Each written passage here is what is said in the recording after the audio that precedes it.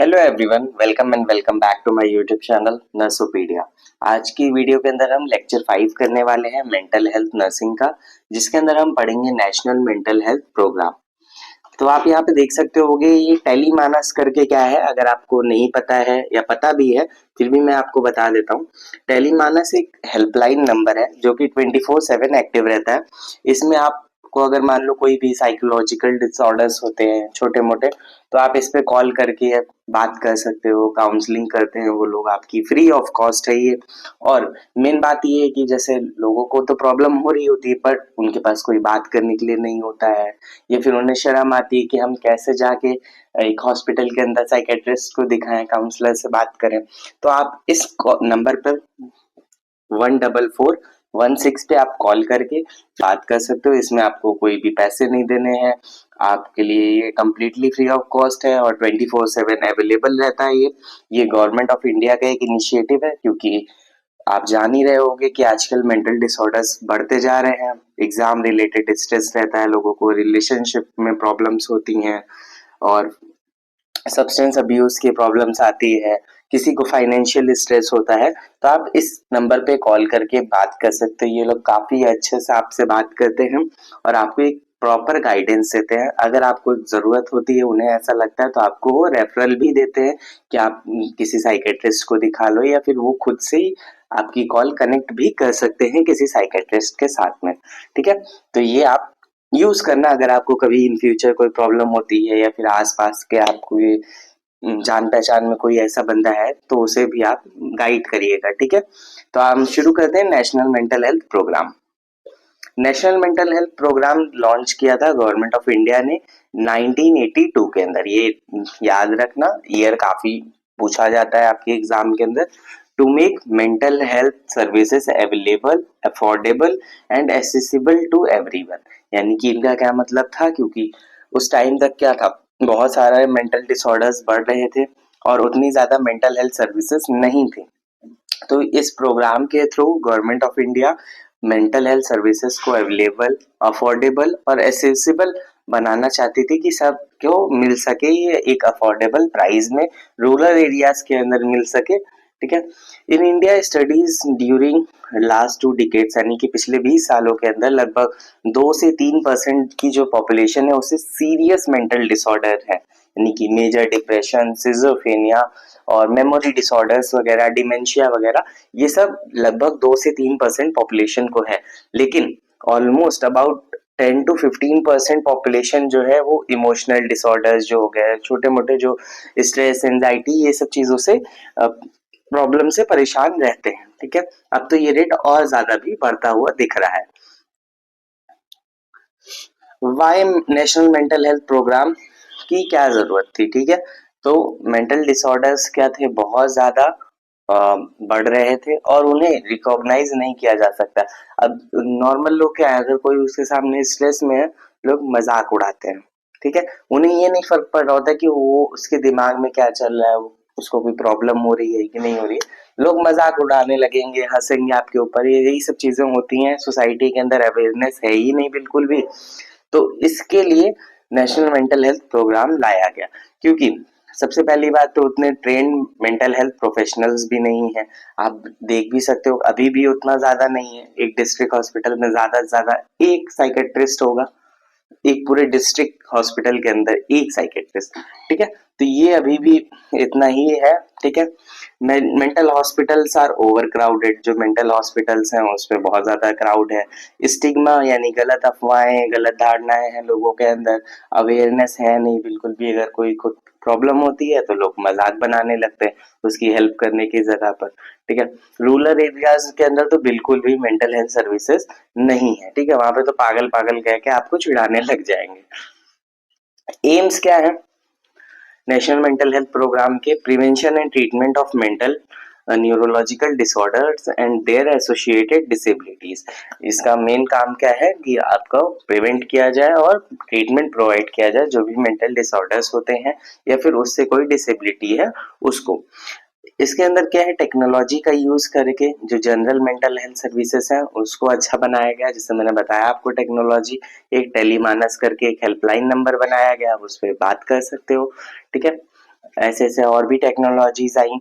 Application of mental health principles in total national development to improve quality of life. अब क्या है, mental health को भी एक प्रॉपर एक्सपेक्ट माना जाता है हेल्थ का, और उसको भी इम्प्रूव करने की कोशिश की जा रही है, जिससे कि हमारी जो लिविंग स्टैंडर्ड है, जो क्वालिटी ऑफ लाइफ है, वो अच्छा हो सके।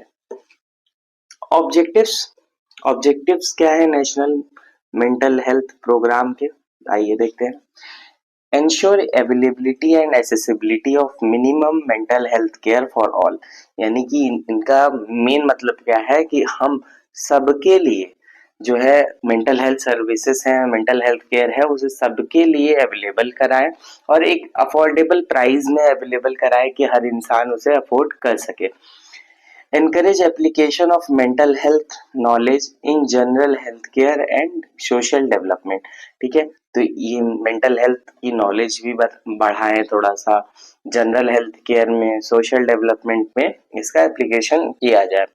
Promote community participation in developing mental health services.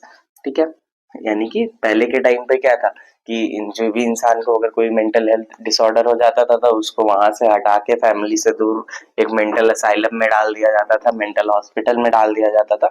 But ये जो नेशनल मेंटल हेल्थ प्रोग्राम है, इसने इनिशिएट किया कि नहीं, उसे कम्युनिटी में रहते हुए उसका ट्रीटमेंट प्रोवाइड करना चाहिए। उससे और ज्यादा इफेक्ट पड़ता है। जब आप फैमिली के साथ रहते हो तो आप थोड़ा सा खुश रहते हो। ठीक है, integration of mental health with general health care at all levels. ठीक है, मतलब मेंटल हेल्थ को जनरल हेल्थ केयर के साथ में मिलाया गया हर लेवल पे।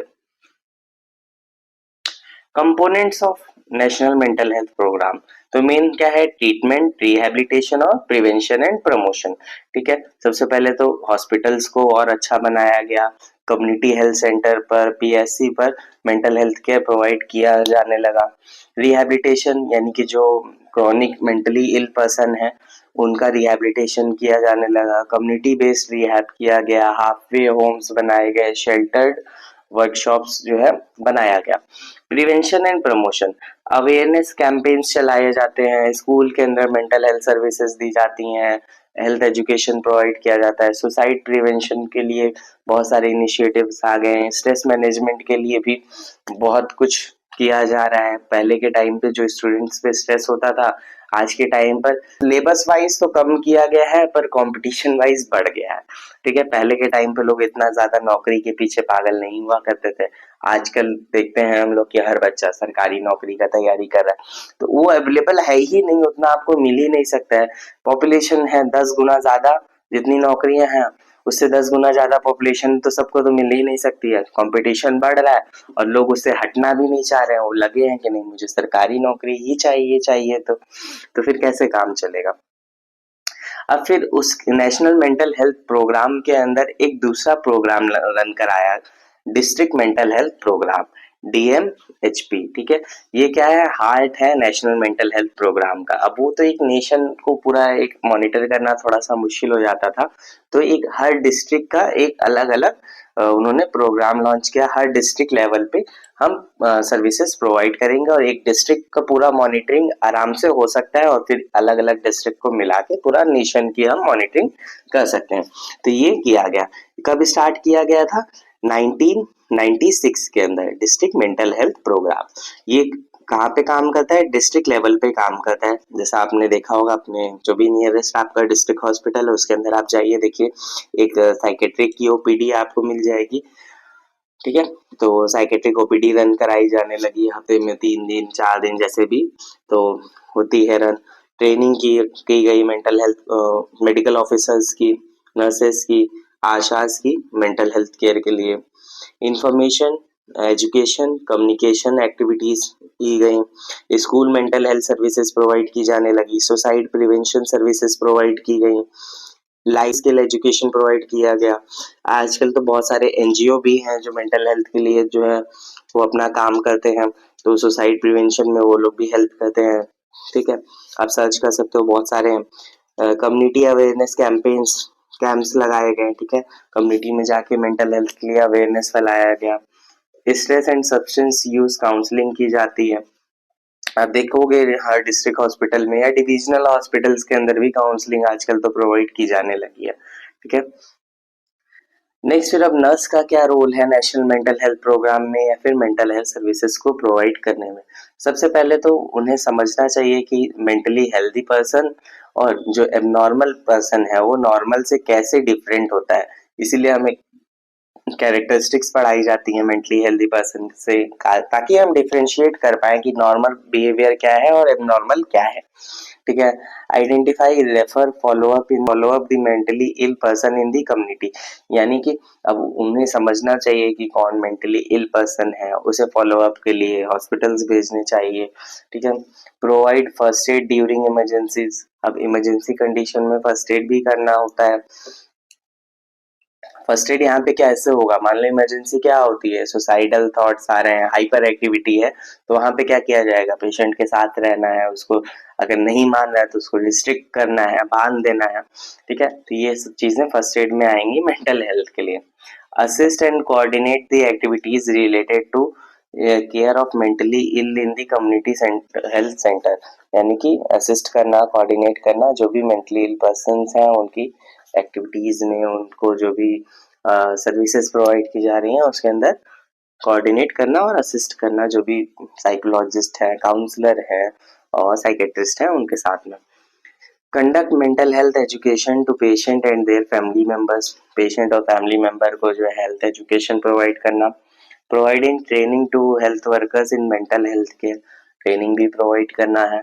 Supervision and monitoring the activities of health workers related mental health care, ठीक है। सुपरविजन मॉनिटरिंग का भी काम है हेल्थ वर्कर्स का।